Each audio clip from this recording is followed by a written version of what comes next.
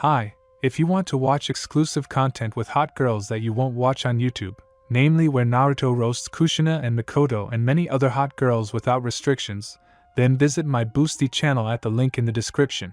They say that if a person loses one sense, another improves. Be it hearing, smell, sight, or even touch. People consider such a person incapable of living a full life, so many begin, so to speak, to coddle them. Of course, there are still those who despise such a person and find it amusing to humiliate them. After all, to them, they are an outcast, different from everyone else. These people used to be called God's people. Now they're called disabled. But no one ever considered that they don't need pity, just support, faith, and understanding. Sometimes these disabled people would so love to scream, slam their fists on the doorframe, and loudly declare that they can do everything themselves. Some will perceive this protest as a fleeting anger and continue to treat it that way. And so they would draw into themselves again and again. Many despair, giving up, but the strongest never stop pursuing their goal, trying to prove to the whole world that they are not a border, not an outlier. It was pouring rain. Drops pounded the windows, and the wind howled, seeping through the tiny cracks. The weather seemed sad, along with the red-haired little girl. She sat on her own windowsill, trying to ignore the chill in the house. It was a small apartment in an old dormitory where a girl named Uzumaki Naruto lived, completely alone. She was an orphan and completely blind. She had no friends, no contact with anyone except a few Umbu members and the Hokage himself, who looked after her. People disliked her because of the fox demon sealed within her, who 5 years ago had destroyed Konoha and killed many people, including 2 special ones who had given life to the village and Naruto's own daughter. But they had no idea what kind of life they were giving their child. A couple of minutes later, the rain began to subside, and a small ray of sunshine broke through the thick, dark clouds and hit the girl's face. Feeling the warmth on her cheek, the girl jumped up and ran to the front door. A bright sun suddenly appeared in the sky, dispelling the melancholy, its warm rays warming the chilled, wet earth and the frozen souls of the people. The girl's heart beat joyfully within her. Clumsily and a little hesitantly, the girl ran down the stairs. She ran completely barefoot in a bright green dress. On the second-to-last step, she tripped and fell, scraping her knee. A man in an ANBU uniform immediately appeared beside her and, without a word, moved to pick her up. But Naruto slapped his hand and shouted, "I'll do it myself!" After which she stood up and hesitantly took the first step, after which she smiled again, and she rushed along the path she had studied for so long. A beautiful, small green meadow, surrounded only by trees and bushes. It was her only place, where she could feel like a normal child like everyone else, where those strange glances weren't there. That feeling when people look at you with a certain malice, simply burning you with their gazes. No one suspects that she feels all those glances, she just sees them differently, not like everyone else. The grass was still wet from the recent rain. Naruto crouched down and began running her small hands through the damp grass.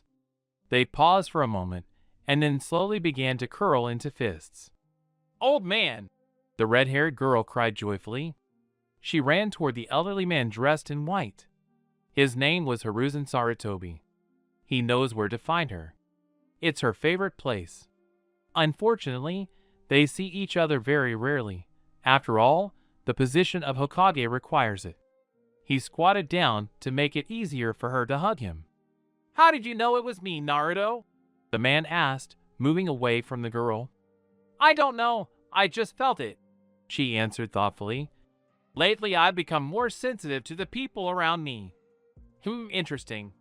If things continue like this, I think we could send you to the academy, if you want, of course. You could become a medic or... To the academy? You're serious? Is that possible? Naruto asked, not believing her ears. But everyone says I don't belong there. I think you can handle it. But it's too early. First, I'll show you a technique that might be useful, the Hokage said, sitting down on the grass. Meditation. The girl sat down next to the old man and listened to him attentively, and then performed all the actions that he spoke about. It was getting dark outside. It was already late evening. Naruto was sitting at the table with the Hokage. They were drinking tea and chatting about something cheerful, but at some point the girl fell silent and asked the old man in a serious voice, "Why does everyone hate me so much? Do they call me a demon?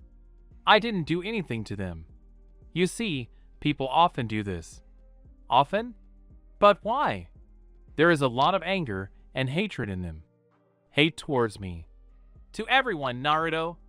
There's no getting rid of her. Okay, it's late. I have to go. Good luck, Naruto. The Hokage said goodbye to her and disappeared. Why not get rid of it? With this question, little Uzumaki fell asleep. 1 year later, October 10th. Morning light gradually dawns in the window. Residents always greeted this day with dampness, chill, and a piercing wind. But this morning is quiet. Only the leaves trembled on the tree outside the window. In the old dormitory on the outskirts of the village, on the second floor, the window swung open, revealing a red head. It was Naruto. A light breeze played with her long red curls, which shimmered beautifully in the recently risen sun. The girl's face was so peaceful. Long, fluffy eyelashes fluttered, and her small nose lifted comically as she took a deep breath. A moment later, the girl frowned, which looked quite endearing, after which she opened her large, beautiful, unseeing eyes. And it seemed anyone who saw them would drown in them. A soft blue, shimmering with silver. Not everyone in the know, upon seeing them, could confidently say they were blind. They were mesmerizing in their beauty. They say the eyes are the window to the soul. A mirror? But that man, whose words I mentioned, was right. Looking into their eyes, you'll see everything hidden deep down, in the deepest, most secret place of your soul, where no one can reach. Happy birthday, Naruto, said the young man in the ANBU uniform. Thank you, Ninja-san, Naruto said, smiling broadly. The girl never addressed them any other way. Ninja-san. What could be simpler? The weather outside is wonderful today.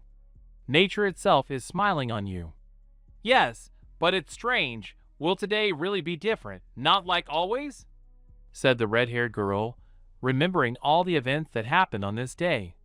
Every 10th of October was a difficult day for little Naruto. After all, many people died on that day. Even though 6 years had passed, everyone still remembered that date.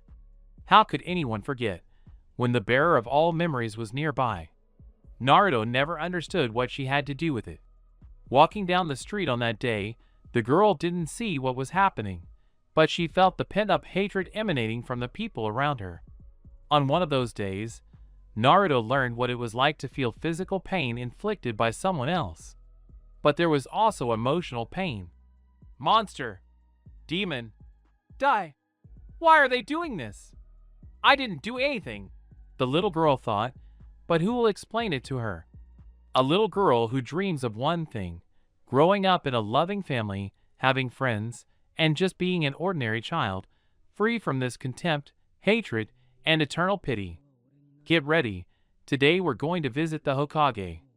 Hokage? But it's still so early. Naruto was surprised.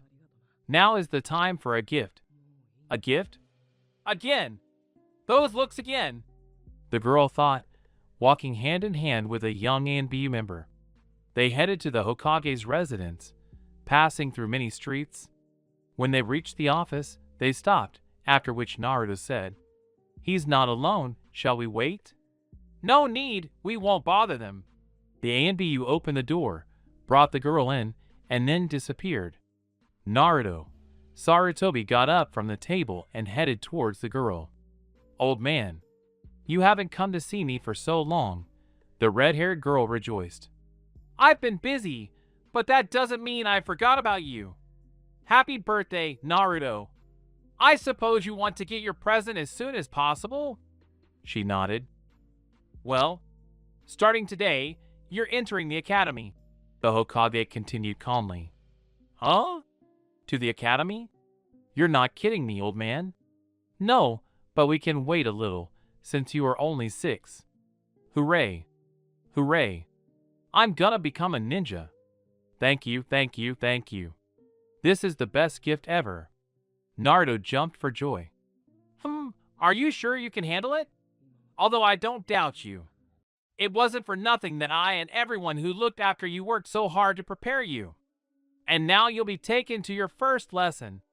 Behave well, Naruto. Of course, old man. What are you talking about? I promise to be the best. You need an assistant. On this note, Naruto and his companion left the office towards the Ninja Academy. Are you sure you're not making a mistake, Hiruzen? Someone who was in the office with the Hokage said. The council doesn't like this idea, and besides, the Jinchuriki is also blind. Yes, I'm sure. She has abilities. And what kind? Well, for starters, she knew that there was someone else in the office besides me. What makes you think that? He didn't let up. Danzo, I've been keeping an eye on her for years, and I've seen her develop the Kagura Shindan, spiritual eye of God's joy, which allows her to search, study, and track a person by their chakra within a radius of several kilometers by opening her spiritual eye. But she doesn't need to perform seals to do this. It happens to her unconsciously. Ninjutsu, like the Uzumaki's possessed? And yet, it could soon become dangerous to the population, to all of us. What if the fox breaks free? I think she will become a good shinobi of the hidden village of the leaf. This is where the conversation between the founder of the Root and the Hokage ended. Meanwhile, at the academy, we're here. Naruto, are you ready? I can't keep an eye on you here forever. That's not necessary, Ninja-san. Everything will be top-notch, said little Uzumaki, grinning broadly and holding out her hand, showing a thumbs-up sign. I hope you know which one. Well, that's it. This is your office. Good luck. Thank you. She shouted after him as he left. Don't worry, Naruto. Everything will be fine. Hey, hi. Are you talking to yourself? Asked a plump boy who approached. He looked about 7 years old. No, Oh, I forgot. Hi. I was just, Naruto said excitedly. New girl. I figured so. I haven't seen you before. Okay, let's go. Iruka-sensei is already in class. Entering the classroom, Naruto took a few steps and stopped. It was still difficult for her to find her way around so far from home. The silence in the classroom also weighed heavily on Naruto. Introduce yourself, the teacher said, walking toward her. He had chestnut-colored hair tied in a ponytail, a standard Chunin uniform, and a distinctive scar on his nose. Uzumaki Naruto. After which everyone in the room began whispering. Of course, who hasn't heard of Uzumaki Naruto, the demon girl? Uzumaki Naruto. I am Yumino Iruka, your teacher. Well, welcome, Naruto. 2 years later. Every day begins with a morning. For one person, it's the most desirable. For another, the most hated. And for a third, it may end before it even begins. Everyone has their own experience. They say the way you start your morning determines the kind of day you'll get. It's probably familiar to many. If the day doesn't start off well, it goes like a car on an off-road course. There's no need to be upset by a bad day, but simply remember that every new morning is a time to start life anew. Every new day is a chance to avoid repeating the mistakes of the past, and an opportunity to change the future. I wonder how long it will be until I get to the academy. Naruto mumbled, having just woken up. About 3 minutes until the first lesson, the Hokage said in a calm voice as he appeared next to him. And you, old man? What? I won't make it. Little Uzumaki jumped out of bed with a scream and rushed to wash herself. The journey to the sink was not easy. Along the way, she encountered a half-eaten, boiled noodle box, which she happened to have on her right foot, causing her to quickly fall onto a spoiled carton of milk. Her morning guest quietly chuckled at the sight, but then assumed a serious expression, as if nothing had happened. Naruto, I'm concerned about your attendance at the academy. I've begun to doubt your intentions to become my assistant in the future. You've started skipping classes frequently or being late for the first few lessons. The Hokage replied in the same calm voice. But I didn't mean to, old man. I spend all my time after school training with Ninja-san. He says you need to find your own style in close combat. I'm still having a hard time with that, but I already know the theory. And anyway, this academy isn't what I thought it would be. It's boring. Naruto, covered in sour milk and with noodles on her head, made her excuses, sitting on the floor and puffing discontentedly. What about your words on the very first day of admission that you would make friends no matter what? You see, no one seems to notice me, and if they do show me any attention, it's only with name-calling and stupid jokes. No one wants to be my friend, old man, the red-haired girl whispered, lowering her head. So you decided to give up? The man asked, surprised, but received no answer. Naruto, you mustn't despair. No matter what happens, no matter how hard it is, remember, you need to take a step and then another. If necessary, another step. These steps will lead you where your heart desires to go. The main thing is, don't stop, take steps. Even when you can't see where to go, go anyway. Only you choose where to stop. So keep moving until you find yourself where you want to stay. Many things in life may not work out, but it's always worth trying. HM? Where does my heart desire? You're right, old man. Then I'll keep trying until I succeed. Little Uzumaki answered after a moment's thought, grinning broadly. Well then, it's time to head to the academy. I think we'll make it in time for second period, the old Hokage said with a good-natured smile, removing the noodles from his long scarlet locks. Yes. Meanwhile at the academy. Who isn't in class today? Arika asked the children. Uzumaki Naruto is gone again, sensei, the pink-haired girl replied. The same names again, the young man said thoughtfully, after which he left the office with a piece of paper in his hand. I don't understand at all how this tomato was accepted into the academy. The fair-haired girl was indignant. I agree, Ino. Not only does she constantly skip classes, but her parents themselves tell us to stay away from her. Sakura, I think they're right. Good students shouldn't hang out with losers and troublemakers, am I right, Sasuke-kun?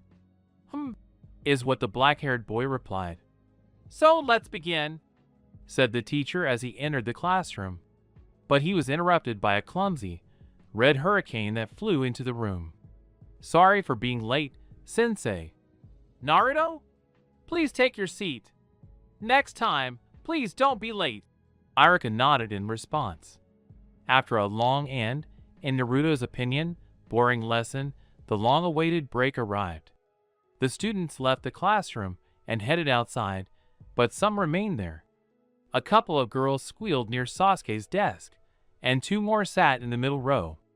I think the old man was right. There's no point in stopping there. After all, I won't get hit in the forehead for trying to make friends with someone. Uzumaki mused out loud, walking toward where the two were. Chips, the boy cried out sharply. Hi. The boy interrupted her, bending over to pick up a fallen chip, hitting his forehead against the red-haired girl's. Ow! Well, yeah. How could they not hit me? Naruto muttered, sitting on the floor and rubbing the bruised area. Choji, how many times do I have to tell you not to pick things up off the floor? If you don't spare your own stomach, then spare those around you. Oh, how problematic this all is. Are you okay? Asked the second boy, helping Naruto stand. Sorry, I didn't notice you, replied the plump boy, Choji. It's okay. Everything's fine. I'm fine, the girl replied, adjusting her clothes. Naruto briefly stared straight ahead, where she felt a small pocket of chakra. It was Shikamaru, who was also engrossed in his gaze. The rest of the break the kids joked and laughed, which surprised those around them.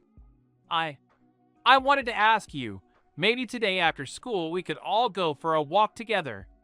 Uzumaki babbled, blushing to match her hair.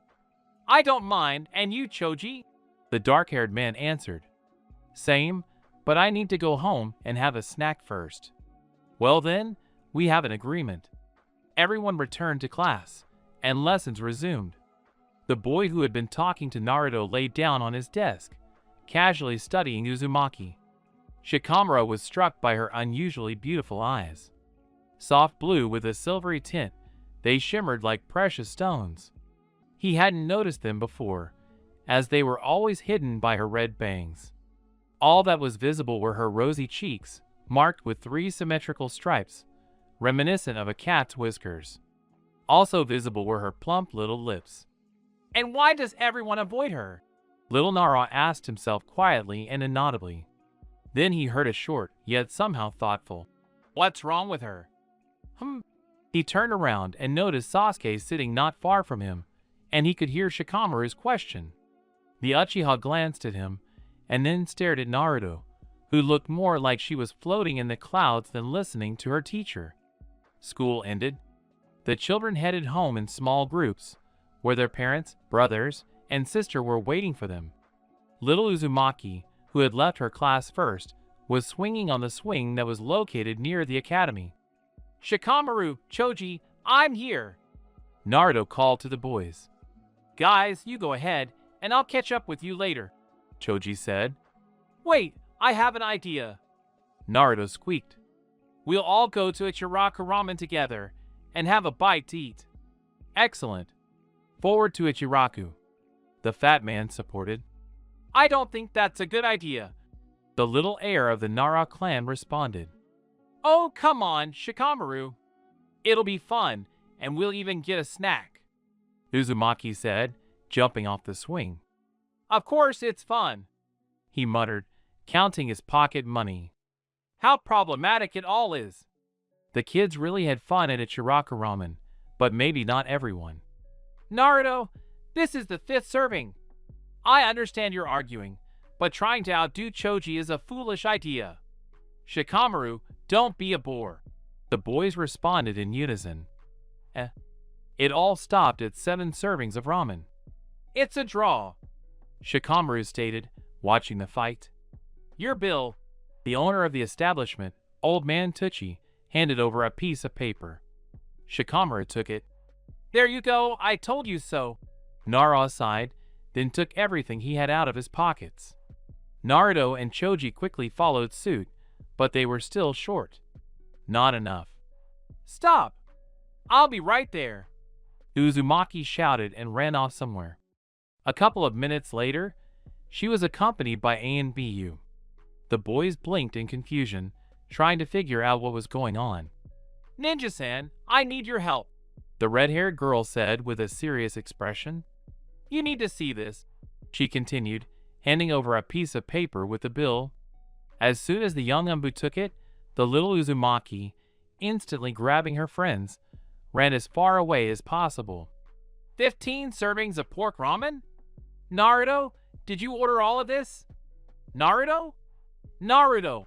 The ninja shouted, realizing he'd been tricked like a little child. He had no choice but to pay. Ah ha ha ha ha! The boys laughed. They were lying on the soft grass at one of the training grounds. Choji! Choji! A woman screamed somewhere in the distance. "It's Mom! I have to go. See you tomorrow at the academy." Little Akimichi said goodbye. "See you tomorrow, Kazdi." The children said goodbye to him. "Who was that, Naruto?" "Well, back in Ichiraku," Shikamaru asked. "And this, Ninja-san? He's been keeping an eye on me for a long time." Naruto began her short story with this. She told me about her lonely childhood, about how, for some unknown reason, everyone hated her. But she never mentioned how hard it was, how insulting and painful. She simply claimed that soon she would become the Hokage's assistant, and everyone in the village would recognize her. "Now everything is different. I have friends." "Friends?" Shikamaru drawled. "Yes, we're friends now," Naruto answered without any hesitation. Shikamaru smiled at her words and continued to look at the clouds. "My first real friend." Uzumaki smiled at her thoughts. For a while, We may ignore the people around us or pretend we don't. But then comes the moment we encounter someone who's always been there, and our worldview changes, and what's more, we change ourselves. We are changed by these people and their actions. First and foremost, they restructure the structure of our thoughts and feelings. I think it's time to finish the warm-up. Let's review the seals, said a young man in an A&BU uniform. Phew? But Ninja-san, I remember them without that. Uzumaki began to protest, out of breath. That's what we'll check now. Rat, ox, tiger, rabbit, horse. Stop! You got the horse seal wrong, the man said, walking up to Naruto and helping her arrange her fingers correctly. Then he told her to repeat the names a few times, saying them out loud. Excellent, except maybe the horse seal let you down. Well, it happens to everyone, right, Ninja-san? The red-haired girl gave a stupid smile. Agreed, but don't forget that you're a future shinobi, and the slightest mistake in a real fight could lead to death. And it's not as bad if it's your own doing, as it is if your comrade dies because of you, the A&B member said with a hint of displeasure and sadness. The girl assumed a serious expression and considered what he'd said. I won't allow that, Ninja-san, Naruto said confidently. HM. Well, then it's time to practice throwing kunai and shuriken. They had their own plan for this. During their training, Naruto learned to hit targets. This wasn't easy, as these targets lacked the chakra the young Jinchuriki relied on. The solution came unexpectedly. The young Umbu carved deep, medium-sized lines into a board, each indicating a specific, similarly carved number. It resembled a clock face. In this way, the girl learned to tell time on a regular watch, which lacked a protective glass. And she learned the most important thing, throwing bladed weapons. However, there were still some nuances. The young men had to be told the target's location, much like now. Naruto, 2 o'clock. A soft whistle sounded, and the kunai found its target. Good. 12 o'clock, 9. Now let's try it on the move. The girls' movements were dexterous and swift. The throwing continued until they ran out of kunai and shuriken. I'm satisfied. Just a little bit more, and you'll be able to hit everything. Now you should aim at me. Oh, that's so easy, Naruto rejoiced. Don't get too excited, I didn't finish. You have to dodge my attacks too. Uzumaki was stunned, as he had never experienced such training before. What? But how will I know where the kunai is flying if I... Naruto wasn't destined to finish. Well, if you admit your defeat so easily, I think you should forget about your dream of becoming... The A&BU began in a bored voice, but was immediately interrupted. No way! Prepare to take the Uzumaki Naruto's great strike! The Jinchuriki shouted, kicking the young shinobi and raising her hand to strike, which contained a kunai. But there was no one in that place anymore. Too slow! A ninja appeared out of nowhere and delivered a powerful blow to the stomach. Naruto jumped back a short distance and clutched her stomach. Suddenly, a kunai flew past her face, leaving a small cut on her cheek. The girl froze in place. Her fingers slowly ran over the cut, leaving a smear of scarlet blood. Pull yourself together, Naruto. She heard the stern voice of her enemy. So that's it, she said thoughtfully. She finally understood. The entire chakra circuit was before her eyes, and she could see the direction her fingers were taking. Calculating the flight wasn't difficult. But traces of that same chakra also remained on the weapon itself, which was very useful for the blind girl. A second later, she launched a kunai at the speaker. But he didn't keep her waiting long. Dodging the girl's kunai, the young ninja launched 3 shuriken at once, hoping Uzumaki would block at least one. But to his great surprise, 3 blocked shuriken fell to the ground at once. The girl assumed a defensive stance, holding her kunai in her right hand, level with her mouth. The second, clenched in a fist, was level with her stomach. Her legs were spread wide. The young A&BU was drawn to the red-haired girl's expression, so serious and focused. Her whole demeanor suggested she was ready for battle, and had no intention of giving up. A few seconds later, as if sensing each other, they took off. Naruto had good speed for an 8-year-old, but still not enough to land any blow on the experienced shinobi. Understanding the gravity of the situation, she was in no hurry to despair. Their kunai met, making an unpleasant scraping sound. Uzumaki wanted to strike with her free hand, but at that very moment, she felt a sharp pain in her side, inflicted by the A&BU member's foot. The girl flew a short distance, skidding along the ground. Hissing in pain, but rising to her feet, she used her last strength to move forward, throwing the remaining shuriken at the ninja. Realizing it was useless, the red-haired girl pulled another kunai from her pouch. Tossing it behind her back, it seemed she had misjudged her own delivery and lost her weapon. But no such luck. Naruto caught it with her free hand, which was behind her back. With her fingers, she pushed the kunai down so that it spread across her palm. Then she clenched her fist, from which only the unnoticeable tip now protruded. The raised hand, with a visible kunai, missed the man, but his attack immediately sliced the girl's shoulder. Not yet feeling the pain, the Jinchuriki raised her fist, blade still protruding, and aimed it at her opponent's face. The blow struck his mask, causing the young shinobi to jump back. "I think that's enough for today. It's late. You're already completely exhausted," he said, putting the weapon back in his pouch. Then he headed over to the red-haired girl to examine her wounds. "Hee, I almost got you," Uzumaki said with a tired but wide smile, sitting on the grass. "I wouldn't say that," he replied, examining a deeper cut on his shoulder, which, quietly hissing, slowly began to heal. "Fox?" After treating the cuts, the man and the girl headed toward the dorm. After seeing Naruto home and making sure she was asleep, the young Umbu headed toward the rock where the Hokage's faces were carved. There, he sat down on the memorial and surveyed the village thoughtfully. Then his hand reached for his mask. Removing it, he glanced at it and was about to put it away when a deep scratch caught his attention. "What the?" He stared at her in surprise. What a sly one. Realizing what was going on, the young shinobi laughed. "That, Naruto," Uzumaki heard through her sleep. "Just 5 more minutes," she muttered. "Good morning, Naruto. Get ready, you'll have a knowledge test at the academy today. Try to pass it with flying colors," the young A&BU quickly announced. "I always said that there is no such thing as a good morning," the girl grumbled, getting out of bed. "Hurry up," the man said, disappearing. Naruto started getting ready. Stepping outside, the girl noted that it was quite chilly and had recently rained.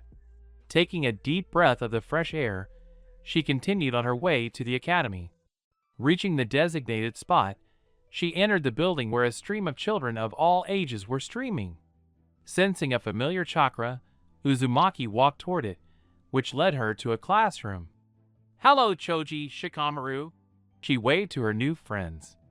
"Oh, look, a tomato showed up," Ino squeaked, but Naruto didn't pay any attention. Class soon began, during which Irika administered a written test on various topics covered. Naruto took it orally, which not everyone in the class liked.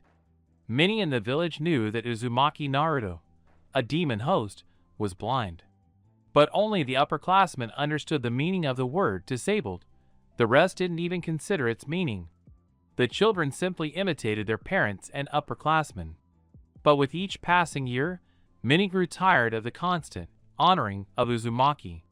"What's so special about her?" the children wondered, to which their parents began to explain the girl's blindness, assuring them that she was nothing special, but simply that Kami-sama had deprived her of normal vision. From then on, Naruto found it increasingly difficult to connect with everyone. These weren't simple, harmless jokes anymore, but a kind of contempt, clearly pointing out her disability and demonstrating his superiority over her. The end of the school day. The children scattered in all directions. After saying goodbye to her friends, Naruto remained swinging on the swing, lost in her own thoughts. Her mood had vanished, and she suddenly felt lonely. A couple of minutes later, it began to rain, which didn't frighten her one bit. The last students were leaving the academy. One of them was Sasuke. He stopped when he saw Uzumaki on the swing and, after a moment's thought, headed in her direction. Reaching Naruto, Sasuke sat silently on the wet grass, leaning his back against a tree trunk. His gaze was fixed somewhere in the distance. Naruto, however, could clearly sense a familiar chakra around her.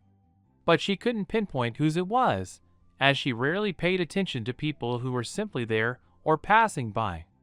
It was important to her to memorize the chakra of those close to her, and she had no desire to find out who this one belonged to right now. She continued swinging silently on the swing.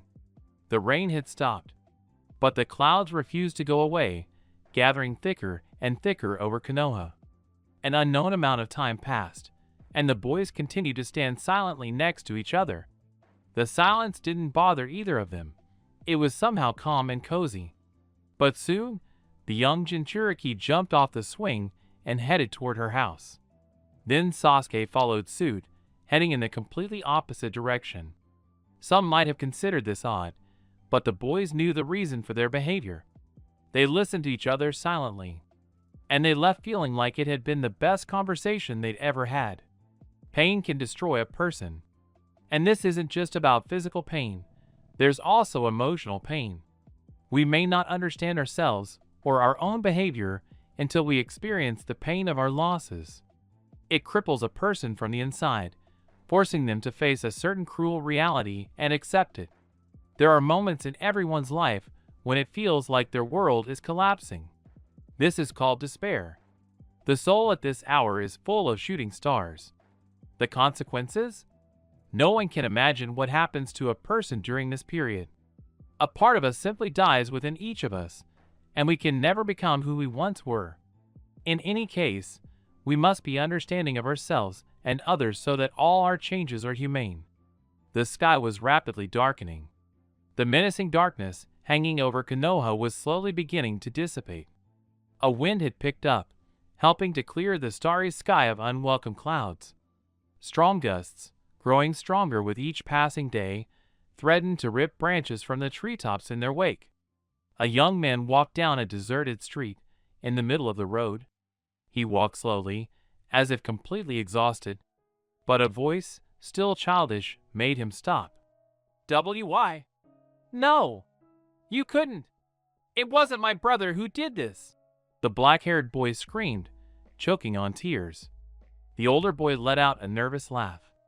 Then he slowly turned and looked at the man who had screamed. The boy involuntarily flinched, seeing the Mangyoko Sharingan, whose gaze was cold and indifferent. "I am your older brother, just as you wanted me to be. Someday you will become my rival. Despise me, hate me. You always wanted to surpass me. That's why I left you alive. For my own sake. One day, you too will possess such eyes, but on one condition. You must kill your best friend, the one who is dear to you. Run! Run away! Cling to life! My stupid little brother." Then he turned away and closed his eyes. The moon, emerging from behind a curtain, illuminated everything. The boy's expression was calm, as if he hadn't just uttered those terrible words that literally pierced his heart. But a barely noticeable trace of a single tear on his cheek glistened in the moonlight. A moment later, he suddenly opened his eyes, gleaming with pain that hadn't yet been fully suppressed. Turning to his younger brother, he said, "You must survive, Sasuke, to kill me. Tsukuyami." The morning was surprisingly quiet. The village, shrouded in darkness, basked peacefully in the fog. In an old dormitory, the soft sobs of a little girl could be heard from a small apartment as she tossed and turned on the narrow wooden floor. Soon, covered in a cold sweat, she finally fell off. Sitting up, the girl said weakly, "It was just a dream." She tried to convince herself of that. A bead of cold sweat rolled down her temple, sliding smoothly through the barriers of red, wet hair stuck to her face. Her hands reached for her neck. An unpleasant sensation lingered both in her throat and in her soul. A dark corridor, peeling walls, a dim light emanating from an unknown source. The entire room was literally flooded. The silence, so oppressive and frightening. Little Uzumaki stood in the middle of that very corridor, her feet almost knee-deep in water. "Where am I?" she asked into the void, into an unknown place that reeked of hatred and something else. Standing there and pondering her next move, the girl finally decided to employ shinobi tricks. Concentrating, Naruto used her chakra to move easily through the water, something she wasn't yet particularly good at. As she did, she suddenly felt a splash of that same water, and her previously blind eyes now observed a strange movement. "What is this? Chakra? It's strange," she asked, perplexed, looking at the blue and orange streams. Following the supposed direction of the chakra, Uzumaki emerged into a vast hall where she saw a multitude of different directions and intersections beneath her. A mesmerizing sight. But there was also something else, something dark and terrifying. It made her uneasy. Her heart felt like it was about to leap out of her chest. Sensing some danger behind her, the red-haired girl hesitantly began to turn around. "Ugher!" A deafening roar followed, after which Naruto, unable to keep her footing, fell into the very same chakra water, which was incomparable in depth to that in the corridor. Trying to swim to the surface, the girl noticed as if someone was pulling her to the bottom, if there was such a thing. Her strength instantly left her. A few seconds later, she began to panic, simply wasting the oxygen in her lungs.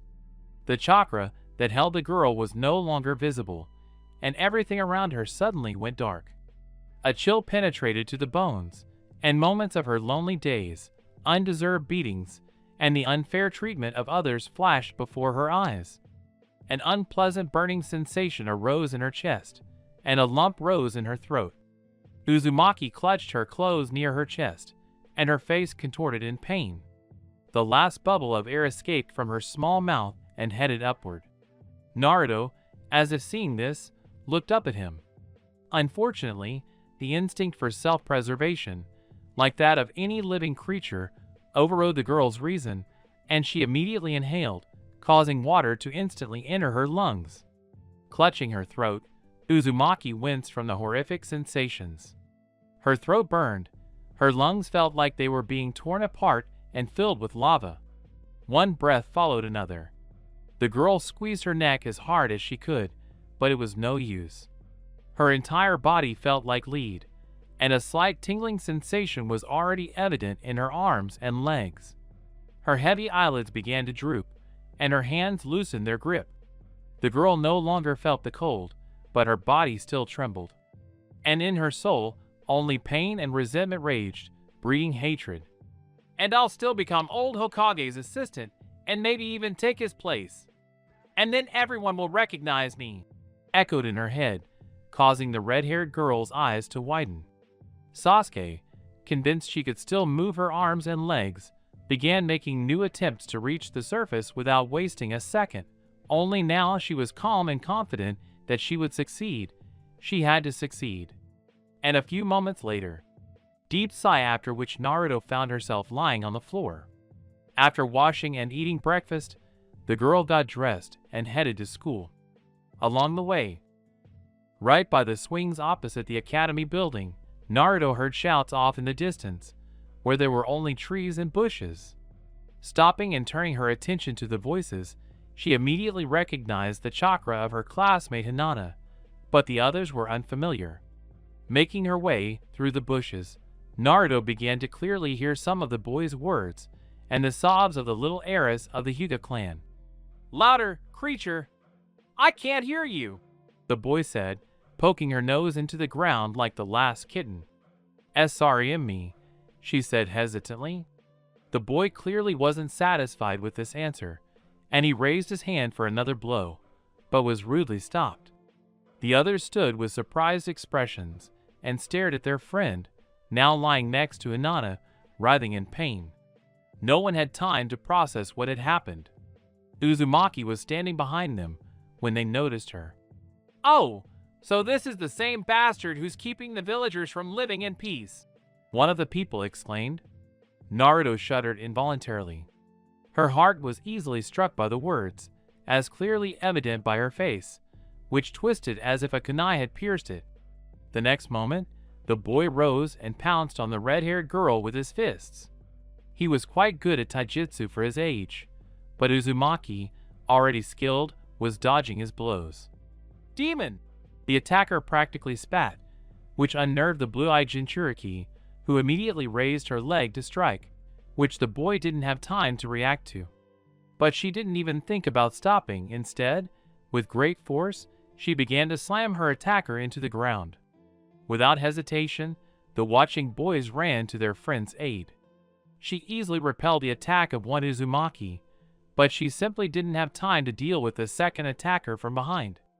After all, she was only 8, and they looked about 12, and there were 3 attackers.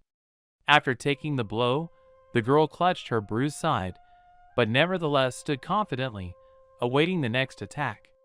"All right, demon, we'll show you now," the boy, spitting blood, said as he picked himself up. He stood there swaying from side to side. The 2 nearby men didn't wait for him and rushed at the blue-eyed girl. It turned out that they literally pinned the girl from both sides, but she still managed perfectly. Block. Punch to the jaw. Turn. Kick. She crouched and skillfully executed a sweep, then a backflip. Dodge. A strike, but unfortunately, it was missed, as the third boy finally decided to intervene. With a quick movement, he intercepted Naruto's arm as it was raised to strike and pulled it towards himself. Then he turned it so that the girl's elbow was pointing down at him, then delivered a powerful blow opposite the bend, with the palm of his free hand, which caused an unpleasant sound of bone breaking. "Ah!" MMMRRR. The little Uzumaki struggled to contain herself, her legs buckling under the overwhelming pain. But she remained standing, her knees bent, her good hand clutching the forearms of her broken arm, her head bowed. Everyone stared at her, waiting for the moment when the little girl would fall. "And Naruto," whispered the crying and frightened Hyuga, who was watching the fight. The pain was excruciating, but the girl, still silent, raised her head. Everyone was ready to see anything at that moment, but not a smile. Uzumaki stood there, oblivious to the hot tears streaming down her face, smiling her sincere, pure, and wide smile, revealing all her teeth. "It's okay, Hinata. You have nothing to be afraid of," she said calmly, causing the punks to get even more angry and attack her with their fists. "Hinata-sama!" shouted an adult man from the academy, the one who was supposed to be looking after the heiress of the great Hyuga clan. "Run!" One of the boys screamed and ran away from there. The others followed him, giving the demon carrier a final kick. "There you are, Hinata-sama." "Let's go," said the one who appeared. "But Naruto is there. She needs help," the blue-haired girl said quietly and hesitantly. "Hinata-sama, you were told not to associate with this rabble. Let's go," he said more insistently. "But she is because of me," the same quiet voice, after which only retreating steps were heard. And Naruto remained lying on the ground, damp after the rains. Uzumaki woke up as dusk was rapidly falling over Konoha. Overcoming pain and extreme fatigue, the red-haired girl, tears in her eyes, tried to rise to her feet. "Keiso!" she screamed, rising from the ground. A few minutes later, Naruto emerged from the dark undergrowth. Battered and rather exhausted, a small bone jutted out, and blood still oozing from the wound. Grabbing her forearm with her good hand, Uzumaki trudged home. Along the way, everyone just turned around with nasty grins that said, "Not enough, you got it, not enough. You need more." No one even thought about taking the child to the hospital. First and foremost, everyone saw the demon fox in the 8-year-old girl, and those who had any semblance of sympathy or remorse found her blindness to their advantage. The very thought that the girl wouldn't see them, and therefore wouldn't judge them, allowed them to calmly pass by, even if they beat her. "Naruto, what's wrong with you?" A man in an A&BU uniform appeared out of nowhere. "Ninja-san, was the last thing that escaped Uzumaki's lips as she was caught by the man. The sounds grew louder, coalescing into an unbearable hum. It seemed to be coming from everywhere. Suddenly, the creak of an opening door was heard. The sound of confident footsteps became increasingly clear. Soon, they stopped right next to the bed where the little girl lay, and then silence fell. A couple of minutes later, the door creaked softly again, followed by, "Hokage-sama, it's time." The older man turned his gaze to the speaker and then back to the girl, a deep, tired sigh escaping his thin, wrinkled lips. With a barely perceptible nod, he headed for the door. A click and silence. There she is again. So enveloping, so secluded from all the other bustle. Dark red eyelashes fluttered slightly, releasing a sleepy tear. Pink lips parted in a morning yawn. Pushing aside the uninvited, clouding thoughts, the redhead noticed that the room she was in smelled musty, mingled with the slightly sharp, sour odor of medication. Only then did the strong, familiar scent of tobacco reach her, gradually fading. The girl hurried out of bed, feeling around for her clothes. Stepping outside, the blue-eyed girl hurried home. She wasn't running away. She simply decided to leave, feeling much better. No one was going to stop her or hinder her in any way. What did they care about the Jinchuriki? "It's been a tough day today," said the elderly man, raising his pipe to his mouth. "You are right, Hokage-sama," the young Anbiyu replied. "I didn't think it would turn out like this." The old man stood up from his desk and headed to the window. His gaze fell on the hospital. Recalling his morning visit, he said, "Before the Uchiha clan's burial ceremony, I visited Naruto too." "Naruto? How is she?" the young shinobi asked without any emotion. The Hokage smiled, biting his pipe. "Don't worry, she's fine now." The young ninja let out a barely audible breath, and the old man took on a serious expression, which made his subordinate wary. As I understand it, he was interrupted. "Yes. That day, you weren't removed just because you needed help, although that's true, but the council had been raising this issue even before the Uchiha incident. I was just stalling for time." "I see," the young Anbiyu replied, still without emotion. "Sasuke is the one I'd be keeping an eye on right now, but frankly, you won't be able to do that either. Let's go," the Hokage said, and headed for the exit. The boys stared at the village chief in confusion, but obediently followed him. They went out onto the roof of the residence. "Remember once in this place, I asked you to stay with me in the ANBU squad? A lot of time has passed since then, but now I think he's very angry with me." The old man smiled sadly, gazing at the dark sky, where tiny specks of constellations were already beginning to sparkle. "It's time for you to rest, Kakashi. Who better than me should know and understand what you—" "It's my fault that I couldn't help you the way your sensei wanted to. I apologize." Hokage-sama escaped the young man's lips. The older man looked at his companion and extended his hand, which, a few seconds later, held a mask. A mask that seemed to have become one with the young fighter.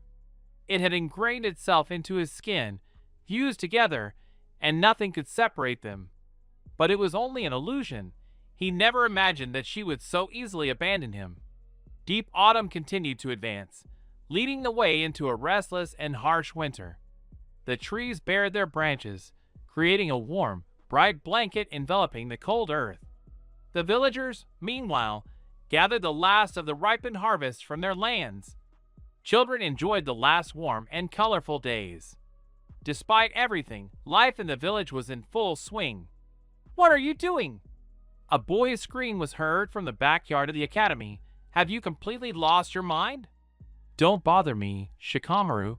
I need to get rid of this shell right now," the girl shouted back, slamming her hand on the bench where the indignant man lay. "As for me, Shikamaru is right. Your idea is stupid," said the second boy, who was sitting at the end of the bench, wolfing down his lunch. "You too, Choji," she said, upset. "Grr, this cocoon is in my way, Databeo." She began to beat her hand with even greater force. Naruto, it's only been a week and a half since you've been wearing the cast, and that's not enough. You need to give the bone time to heal. Then go to the hospital, they'll take it off themselves. Nara replied, still lying there. My arm is fine now, but this one, she said, holding her hand up to show everyone, is just getting in my way. P continued hitting, causing her friend's head to bounce and hit him, having directed all her strength towards getting rid of the unnecessary. Uzumaki raised her hand for another crushing blow. Heya! She screamed, after which a crack and a ringing sound were heard, drowning out the sound of falling bodies. Finally, I'm free. She sighed with relief. The white, hard substance that had previously been binding her hand fell to the ground. Who would doubt you, Uzumaki? Shikamaru responded discontentedly, lying on the ground with his butt up, on which Choji was seated. Understanding the reason for her friend's dissatisfaction, she decided to assure him that everything was fine and the hand was indeed healthy when she came across a suspicious pose from the guy's chakra. Boys, the bell has already rung. We need to hurry, she said with the most serious face. Catch up. The sound was already coming from around the corner of the academy. Well, that's it, the boys cursed, getting up, but with every movement Nara made, his chubby friend fell even harder. Entering the classroom and apologizing, the boys took their seats.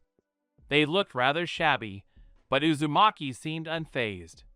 Her entire demeanor spoke for itself. She was more than deeply absorbed in their sensei's explanation of the proper use of throwing weapons.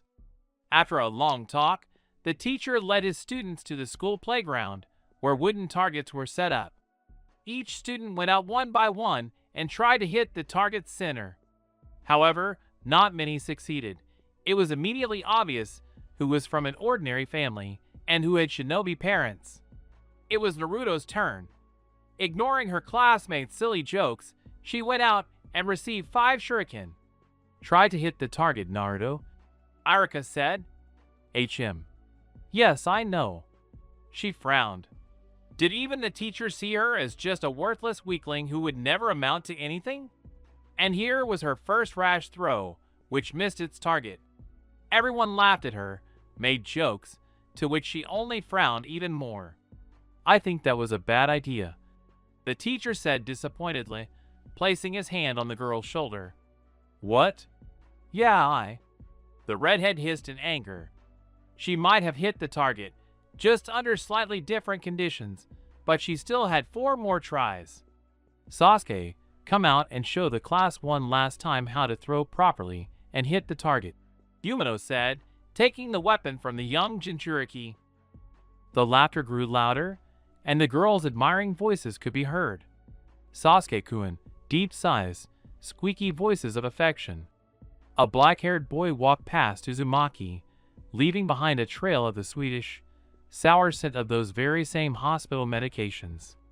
Now move away, I haven't finished, I shouted after him.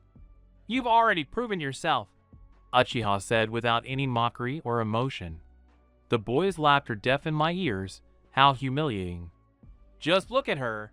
She really is a tomato, the pink-haired girl shouted, pointing a finger at the blushing blue-eyed girl. Another wave of laughter followed by a serious expression on her face. Shikamaru frowned at his friend. How could she feel now, when everyone was making fun of her? Slowly, her slender hands reached for her scarlet hair, braiding it into a low ponytail. Her bangs escaped, falling over her eyes. Suddenly, she abruptly took off, and no one realized what had happened until they saw her standing next to the brunette, who was about to pick up a shuriken lying on the ground. Intercepting the weapon, the girl calmly said, I told you I wasn't finished. Everyone fell silent in surprise. Not everyone present had noticed the red-haired girl's movements, and her behavior was something new for them. Come on, stop behaving like that, Uzumaki, Arika responded discontentedly. Silly, Sasuke said with a grin, turning around. Don't underestimate me, upstart, she said, still calm. The dark-haired man turned around, and the girl's soft blue eyes stared sternly at him. This was the first time he'd seen them up close. They shimmered from silver to blue, making him think such eyes shouldn't exist. Too strange, too unusual, too beautiful. Without a word, he moved toward the crowd, and immediately a whistle cut through the air. A sharp dodge and the shuriken was caught by the sensei, who was speechless from the indignation, rage, and surprise that overwhelmed him. The brunette immediately appeared at Naruto's side. "What are you doing?" He then grabbed her shoulder sharply, squeezing it painfully. Uzumaki herself was a little confused. Everything had happened too quickly, but just as quickly she assumed a calm expression, while Sasuke, on the contrary, was very angry. "Let her go, Uchiha!" Shikamaru lazily responded from behind the blue-eyed girl. Casting a cold glance at Naru, he noticed his expression. This previously inactive boy was now determined to get into a fight, even if it wasn't by choice. There was determination in his eyes. "That's enough for me. Get everyone to class now," Iruka said, grabbing Naruto by the scruff of the neck and dragging her along with him. "This isn't fair." The Jinchuriki howled at the top of her voice. The others began laughing at her. The girls gloated, and only two continued to glare at each other. Deciding to end this pointless duel, Shikamaru relaxed and looked up at the sky, scratching the back of his head with his hand. Then he followed the others, leaving the Uchiha alone with his thoughts.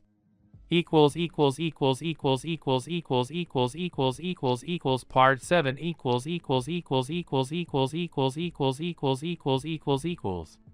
Perhaps this will pass with time.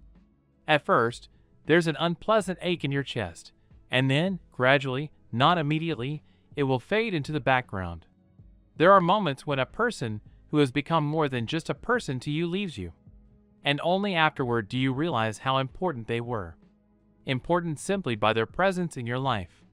But they didn't say goodbye and leave, they simply vanished, leaving you alone. People often do this, but for what purpose? Perhaps to return soon, or to make way for someone more significant.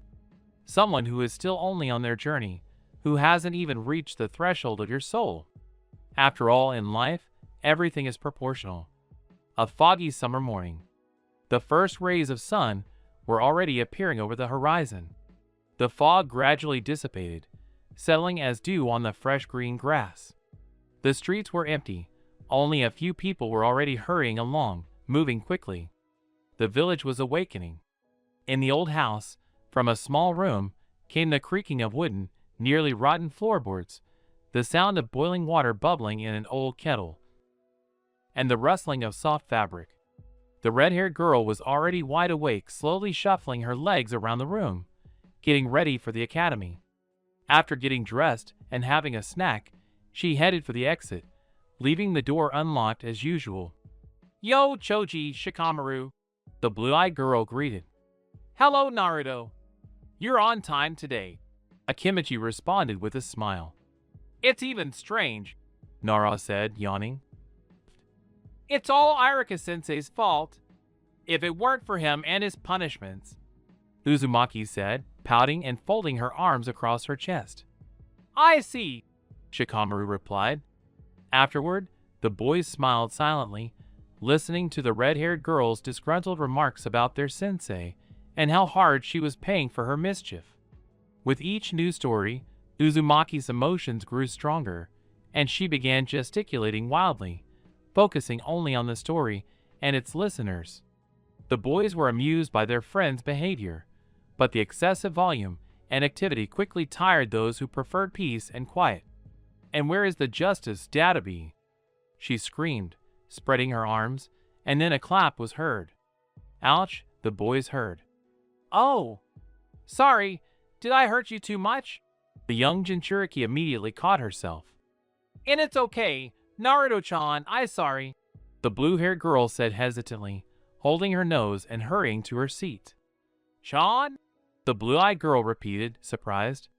"If Sakura or Ino were in Hinata's place now, she wouldn't get away with just Chan," Choji laughed. "She's very kind and friendly." Uzumaki didn't answer. Very soon everyone took their seats, and the teacher appeared in the room and began the lesson. Over time, Naruto's studies weren't as easy as they had been at first. She had no extra lessons.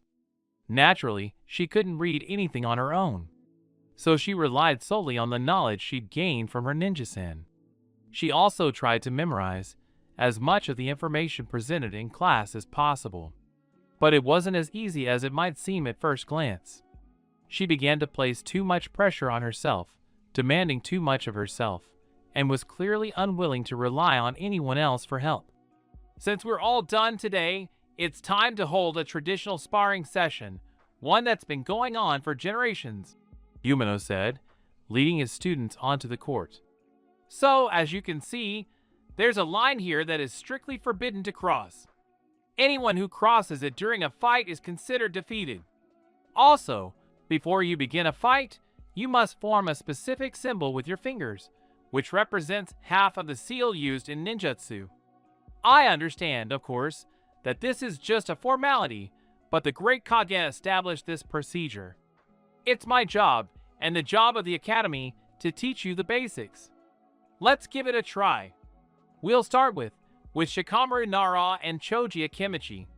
Leaving the red-haired girl alone, sitting cross-legged, separated from the rest of the boys, they walked out and sat facing each other in the center of the circle. The boys looked quite serious, but neither of them dared to start a fight. After a brief silence, Shikamaru exhaled. "Sensei, I give up," Nara said, immediately followed by a murmur of discontent from the boys. But he wanted to object. "Move on to the next pair," Shikamaru said with the same calm. "Good. Fold your hands in the harmony symbol, which is the original fight symbol, interlocking your fingers. This confirms that you are still comrades." The sparring continued. The trio remained on the sidelines, observing the fights. "Who do you think they'll put you with, Naruto?" Shikamaru asked. "I have no idea," she replied, shrugging her shoulders. "But I definitely won't lose." Shikamaru, looking at Uzumaki, thought she was overly confident of victory. That's certainly good, but it's worth noting that she's the youngest and smallest of all the guys here, and besides, it's not surprising that no one trained her, unlike the other guys. Except perhaps herself. Uzumaki Naruto. "Uzumaki!" the teacher called. "Me!" Shikamaru, said the Jinchuriki, rising to her feet. "Huh? What is the area of the drawn circle?" Nara stared at the blue-eyed girl in confusion. "Well, how can I put this simply?" If we measure it in steps, then how many?" She felt uncomfortable asking. Seeing this, the boy did not let her finish. 10 steps from the center point, where Sensei will be during the greeting," Nara replied, still looking at the girl with a puzzled expression. "Got it." She nodded and rushed to the teacher. "So, Uchiha Sasuke and Uzumaki Naruto," repeated Yumino. "What? Is it right for a boy to fight a girl, no matter how strong she is?" muttered the boy with the small puppy on his head. "That's definitely not right." A boy standing nearby supported him, his face invisible due to his high collar and glasses. "Do you think you'll be given a choice between enemies in the future?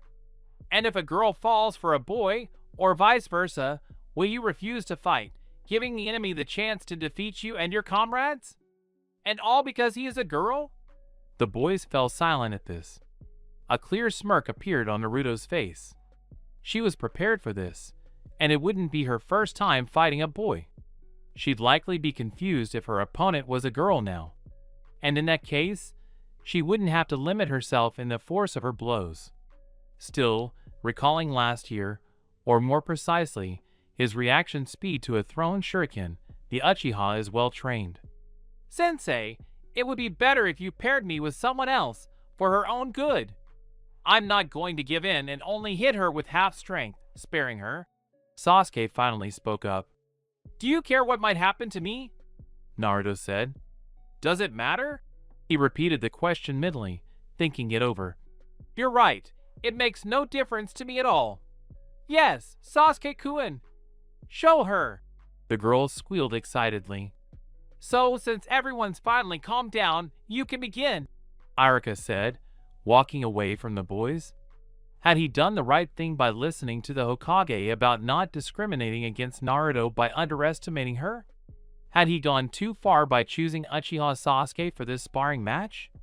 Synchronously forming the fight sign with their fingers, they instantly rushed at each other. While everyone was talking, Uzumaki had more than enough time to calculate the edges of the circle and what steps to take to avoid crossing it. Sasuke delivered the first punch, which Naruto easily dodged to the right side, but in a matter of seconds he made a 180-degree turn, raising his right leg to strike. So fast, the red-haired girl thought, taking the blow with her hands placed in front of her. Block? Uchiha was surprised, and then he felt how small hands grabbed his leg, sharply pushing the black-haired boy away from her. But without letting go of his legs, she merely switched the positions of her hands and pulled him back toward her. The boy's other leg, which had served as support for this attack, gave way, unable to support its owner. Still holding on with only her left hand, the girl ducked slightly as Sasuke fell, and without wasting a second, delivered a powerful blow with her free hand to his solar plexus. Everyone watching the fight was silent, so the dull sound of a falling body was heard quite loudly and clearly. Uzumaki, deciding to adopt a fighting stance rather than take advantage of the Uchiha's position, quickly distanced herself from him, calculating that she was 6 paces from the line. "Heh, not bad for a girl," Sasuke said, rising to his feet. "You're a bit too confident to think you're my equal. And you're a bit too narcissistic, as it seems to me," Uzumaki answered in the same tone as Uchiha.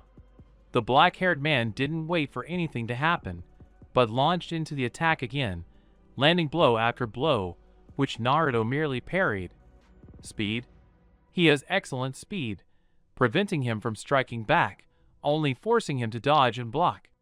Again, only her arms were used. Seizing the opportunity, the blue-eyed woman dropped into a half-split, her extended leg aimed for a sharp kick, but he, unwilling to lose his footing any longer, jumped from the kick aimed at him. Sasuke immediately countered, raising his leg. The blow landed mostly on his arms, protecting his head. But that didn't help him fully deflect it. The blow was strong enough to cause a powerful fall, and even send him skidding across the gravel, tearing his entire right side. "Exo!" the Jinchuriki said, clutching her head, which was spinning quite a bit, preventing her from getting to her feet normally. "I think we can end it here, Sensei," Uchiha said coldly, still watching Uzumaki. "I think you're right," he began. "No, I'm not giving up. I can still fight," the girl shouted, rising to her feet, her head still spinning and making it impossible to stand still. To keep from falling, she placed her left foot to the side, so that her legs were now spread wide, maintaining her entire body's balance. "Uchiha Sasuke has won. Now you must form the harmony symbol, and you can," Arika continued. "Hey, I can still fight. This isn't fair. Why did they count me as a loser?" Naruto was furious.